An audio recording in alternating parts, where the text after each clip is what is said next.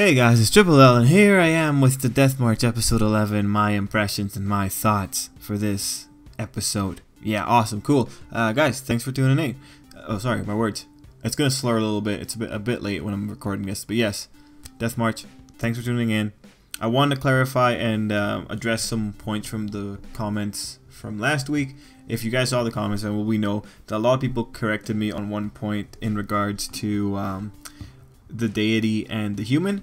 In my video, I supposed that Sato was the deity, whereas the general opinion or the general conclusion you would have had from reading that sequence of events and also watching the episode would have been that it was a deity falling in love with a human, and Sato wasn't the deity.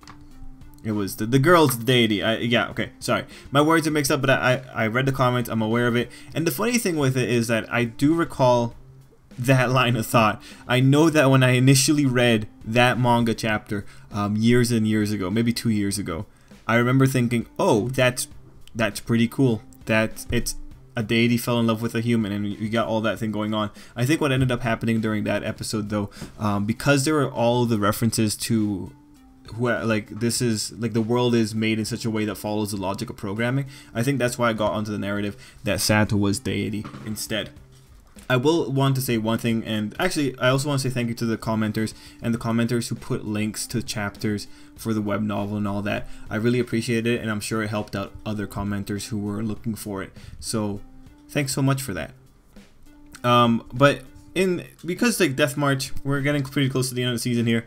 There is one thing that I think was being biased by when it came to the web novel, and I know that in the web novel something went wrong with the deities in that I think one of the deities left, and so you know there is technically that vacancy there. And then when you get into like the deity rules with god damn it, oh no, how can I forget her? How can I forget the name of the best girl? Oh, Sato's goal. What is her name? Okay, well, you know, like super hardcore elf girl. You know, it just when that sequence of events was happening in the Death March web novel, I did wonder exactly what was Sato's role in the creation of that world, or what it could be. Because at this point, it's still speculation. As far as I'm aware, nothing's been confirmed. But anyway, point is, my bad. You know, the comments that pointed it out, I was very happy they pointed it out. Guys, thank you so much. Thank you for correcting me. Yeah, it's just something that happens. So let's just go on into this episode 11.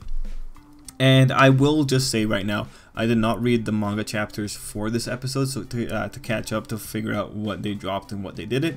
And also, to my surprise, I have very, very compromised memories of this arc right now. I actually don't remember much of it. So when I was going through the episode, I was really happy because it was a lot of new things that I don't recall. So I'm really into it. As to why that's happening, I don't know.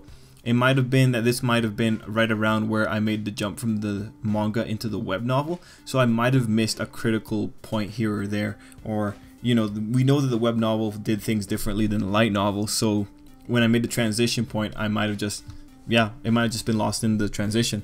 But anyway, that just made the episode more worthwhile for me. And for Death March, the reason the video came up so late is because now that we're in the last 2 episodes, I don't really feel that excited to watch Death March immediately when it comes out.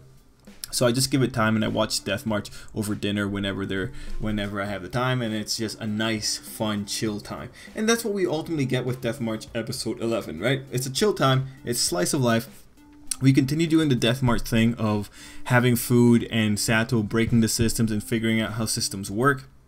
And it's cool. And then on the undercurrent of the episode, we have the whole political intrigue. So this is also pretty cool because now we're like touching on a preview of what political intrigue looks like when Death March is doing it, right? We have Sato going in there. We also have him trading with the merchants. We have him coming back dressed up. I was really hoping that we were getting a Nashi mask for this one, but nah, we just had Sato going back in there and making the deals with the merchants, trying to get the cores going on, trying to get all his materials. This is pretty cool stuff, right? And it's pretty cool when you like see the beginnings of how Sato began moving covertly to do back alley dealings with various merchants in the Death March world.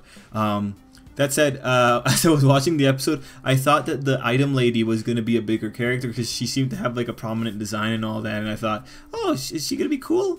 Oh, maybe, I don't know. But I enjoy that. I do get a lot of joy seeing the beginnings of the Empire right here in this episode. It's really fun. On the other side of things, we have like the whole noble thing, and we have the Forest of Illusions and the witch and her deal being set up. So the Forest of Illusions, for sure, I have no memory of that. So seeing all that, pretty cool.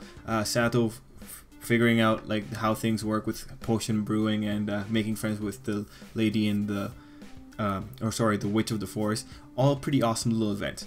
Then going over into the political intrigue thing, I really enjoyed how the political intrigue tied up, right? We start with a really sketchy character. We then have Sato in the bar and he overhears the little conversation. Then we have Sato getting involved with the little witch girl and helping her out, and then he finally puts two and two together. We tie back in the whole thing with the shortage of supplies when it comes to the beakers or whatever, or to the potions. All of it's really cool, and I love how it all just ties together. I thought that was very neat. I thought it was very nicely executed. That's pretty cool stuff, right? That's a nice, consistent little political intrigue on the undercurrent of the episode. I'm into it. I enjoy it. I thought that was like, it was a nice surprise. I enjoy it. We have on the first layer all the interactions with Sato, the girls, and the slice of life elements, and then on the underlayer we have that propelling force to get this small plot going on. And now at this point we have Sato negotiating with the guy who thinks he has Sato on the ropes. So all cool stuff. Now I do want to give props to the villains for this arc.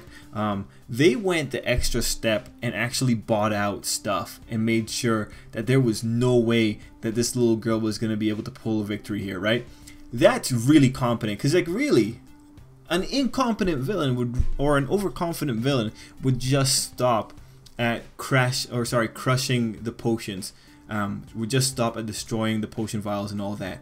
But nah. This man thought, okay, just in case they decide to try and, you know, salvage the situation, let's make it even harder for them. I like that. That's competence right there. It requires Sato to actually have game-breaking powers in order to fix the situation. So I'm so into it. I love this villain. Even though he's inconsequential, he's pretty much as important as an ant. I still appreciate it. I thought that was really good. Give Sato a challenge. Be that scummy. Be that competent. I'm into it. So those are really the strong points of what I really enjoyed in the episode. There are a lot of other little points that I very much love, though. Like we start up the episode on Sato's brothel habit. Well, it's not really a habit right now, but we started out with Sato and the barmaid, and I was watching it. It's like, oh, I know what this is. I remember this. Why do I remember that? Well, that's because the brothel scenes are always there. Like they're gonna be both in the light novel and in the web novel. But yes, I was in it. I was like, okay, this is gonna be great, and they go all the way with it. I really love it. It's very novel, and in the grand scheme of things, in Western literature, this type of behavior, not the biggest deal. Whatever. Like Western literature is edgier and they're more sexually liberated. Actually, no. Are they sexually liberated? Actually, this is weird.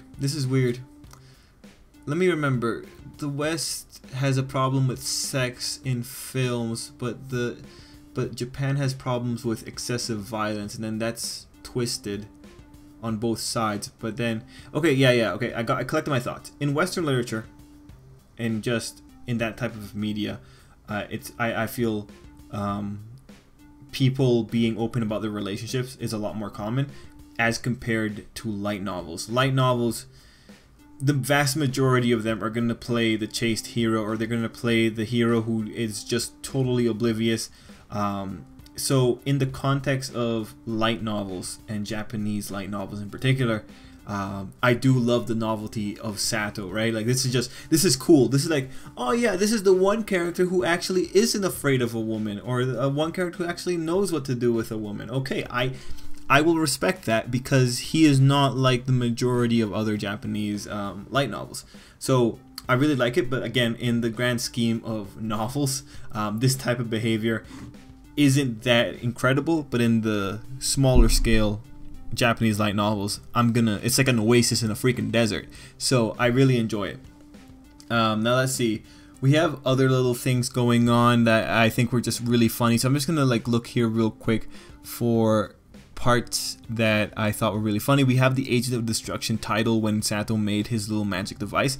Really cool. And the magic circuit stuff. So Sato's pretty much becoming an engineer here, and unfortunately these are like the kind of things that really come into their own later on when Sato has more materials, but for now it's just like it's cool to see it happen. And another little scene that I really enjoyed was Lulu getting carried away by the children when they were running out. I definitely think that was my favorite moment in the episode. That was so funny. I was so into it.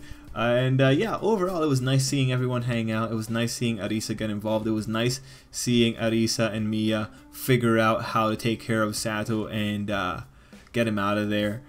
So it's cool that he has babysitters now because he can't be trusted and he smells like women. So pretty interesting stuff. Of course, Sato also makes the mention that he's not getting involved with little children. So cool stuff all around. I really enjoyed this episode. I'm really excited for the last episode. I am crossing my fingers for a season 2 announcement. Look, man, I know the Death March adaptation, it's a weird show, but I want season 2 at the very least. Give us season 2. But I believe this is Silverlink doing this one, or White Fox. No, White Fox does RE0. This is Silverlink. Right now Silverlink has a track record of not doing season 2s for cool light novels. So we'll have to see where they want to go with this. But let's cross fingers, man. Anyway, guys, that's it for me. Thanks for watching. I really appreciate it. And if you have any comments that you want to correct me on down below, just go for it. And till next time, I hope you have a great day.